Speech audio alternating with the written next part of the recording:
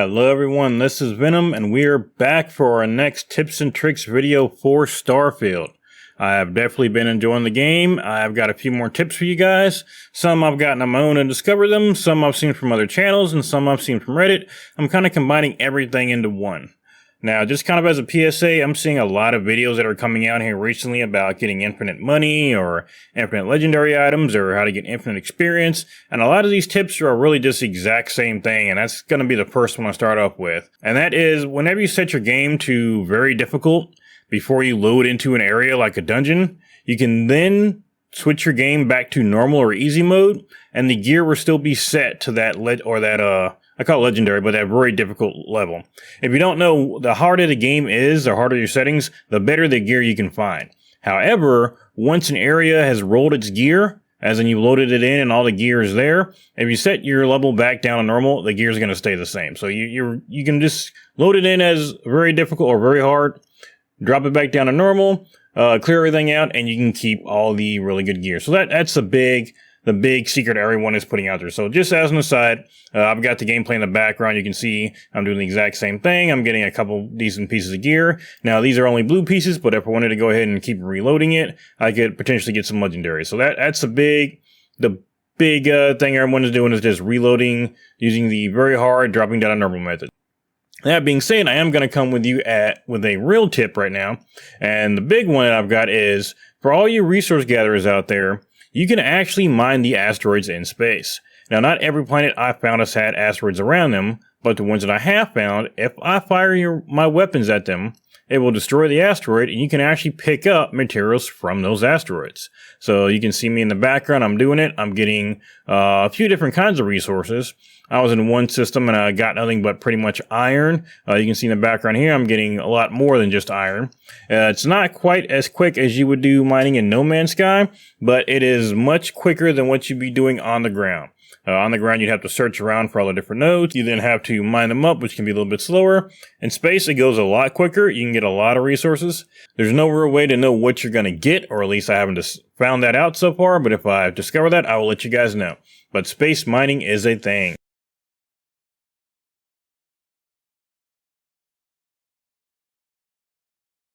Something that a lot of people don't know is that you can actually put items into your cargo hold if you're close enough to your ship. All you do is open up your menu, go to your inventory, swap to your ship, go to your ship's cargo hold, and you can pull items out of your cargo hold or put items into it from your inventory.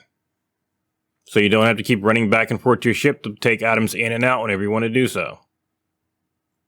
So if you didn't know, you can sell items from your cargo hold to vendors as long as your items are in the cargo hold. You don't have to run back and get those either. You automatically have access to your cargo hold to sell those items if you're at a vendor at a space station or a city.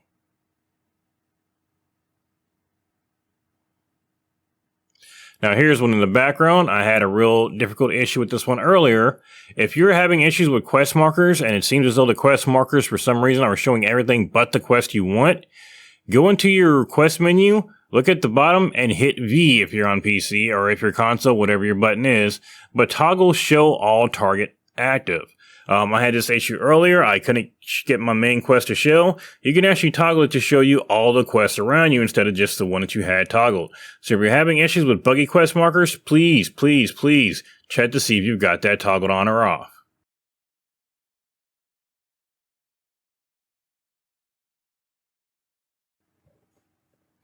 Now, here are some of the ways to train some of your skills.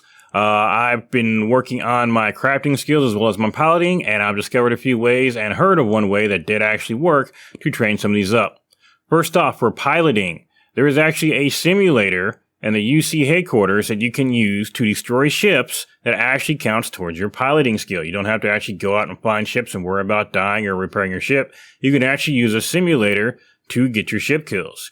You lock onto the ship, you destroy it, and you get the kills. It actually counts towards your progress on your challenge. As you can see, I've got maxed out piloting, and I did the majority of it using the simulator here. And in the background, you can see the exact path to run to get to the simulator.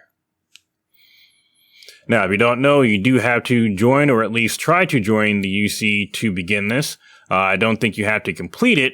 However, you do have to go ahead and try to join it, and joining it part of doing so, you have to actually use a simulator. So it's right at the beginning of the game. You can do it pretty much as soon as you get to this part in the game. I don't want to spoil too much past that, but like I said, in the background, you see exactly how to get there. Use this to max out that piloting skill. Next, training your weapon and armor crafting.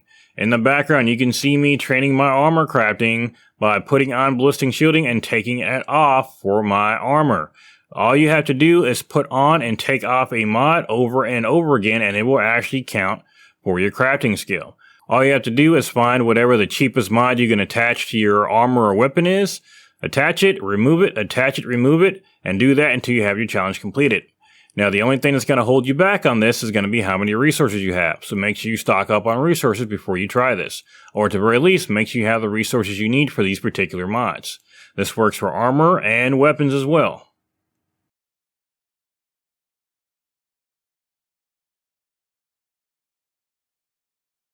Now, here are just some general tips, nothing too specific, more again, just some general tips I've found while playing the game. If you're trying to take over ships and you're having trouble and you're destroying them by accident, try equipping an EM weapon to your ship instead. EM weapons specifically damage the system without hurting the ship nearly as much. So if you want to try that, try to put on some EM weapons. You might have a lot easier time getting out of ships and boarding them by destroying their engines. Keep ship parts on hand at all time. Whenever you fly into a system, if you end up helping other ships, they will oftentimes ask you what you want as a reward, if you want one at all. Telling them you want extra ship parts will usually net you some extra ship parts.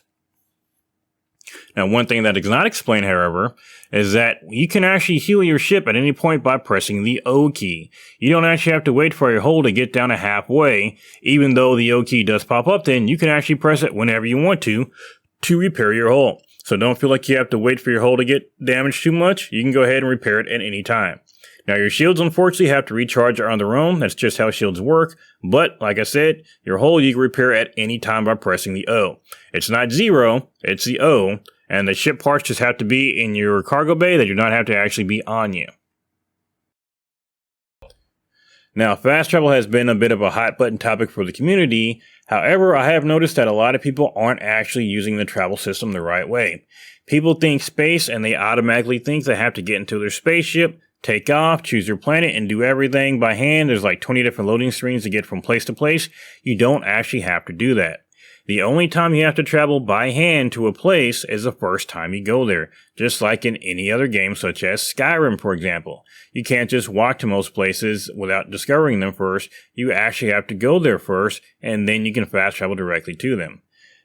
Now, from the main menu, you can actually go to the map, you can actually plot a course to where you want to go, and then hit go. It will take you as close to the system as it can get you. Now, oftentimes it's going to land you right in the atmosphere. From the atmosphere, you can then land where it is you're wanting to go. Now, a lot of times it takes you to the atmosphere because you have to be scanned before you can go to certain places. So if you're having issues getting around, remember, you do not have to use your ship every single time. Now, for immersion, if you want to do so, feel free. But if you're wanting to get from place A to place B quickly, go ahead and use the map and fast travel.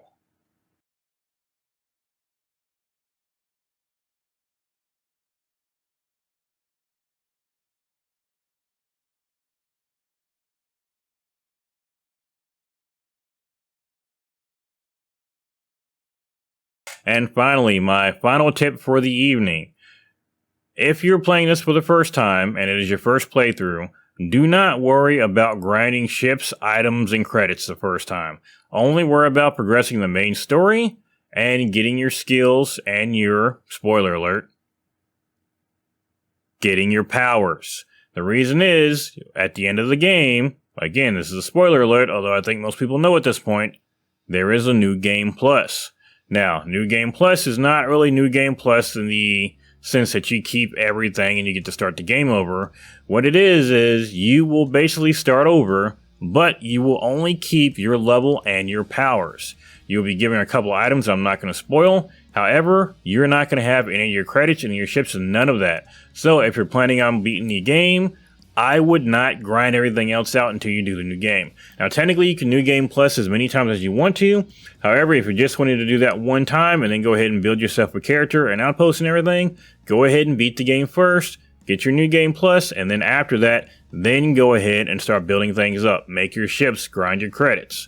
Now, I don't know how the DLCs are going to work with the new game, but for right now, if you wanted to actually collect things and keep them, do not do the main story, or knock out the main story first, which would be my recommendation, and then do the new game, and then collect everything. Alright, that's going to do it for tonight, guys. I appreciate you coming by. Again, hit that subscribe button if you like what I'm doing. I'm trying to stay on top of these videos and bring you more tips and tricks as well as mod videos. We've already got our first mod video out. I do plan on actually modding my game and putting some of those in once some of the cooler mods come out. Like I said, I actually want to go through and beat the game first. I don't want to completely ruin my game with mods first, because I'm sure I'm going to have to start a lot of characters to actually stay up with that series, but I do plan on doing so. So, thank you all for coming by. Again, hit that sub button if you like what we're doing, and we will see you guys later.